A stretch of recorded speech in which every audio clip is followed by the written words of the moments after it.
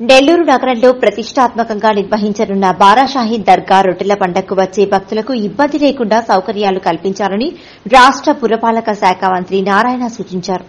జిల్లా కలెక్టర్ కార్యాలయంలో సోమవారం రొట్టెల పండుగ నిర్వహణ, వసతుల కల్పనపై సోమవారం అధికారులతో సమీక్ష నిర్వహించారు.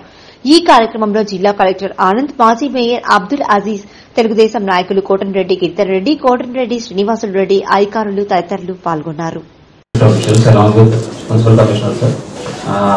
Vikas Code unnadu sir ఆ టైంలో we have done that meeting last time and ఇంకా 1 or 2 days ఉన్నా కాబట్టి ఫైనల్ గా మినిస్టర్ గారి ఆధ్వర్యంలో మళ్ళీ ఒకసారి అన్ని మనం అనుకున్నట్టు షెడ్యూల్ ప్రకారం అన్ని యాక్టివిటీస్ జరుగుతున్నాయా ఏంటంటే హైజీనిక్నెస్ ఆ పరిసర ప్రాంతాల్లో హైజీనిక్నెస్ ఉండాలి.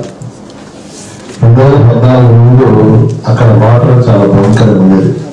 పురుగులు యాక్చువల్గా ఆ వాటర్లో పురుగులు ఉండేవి.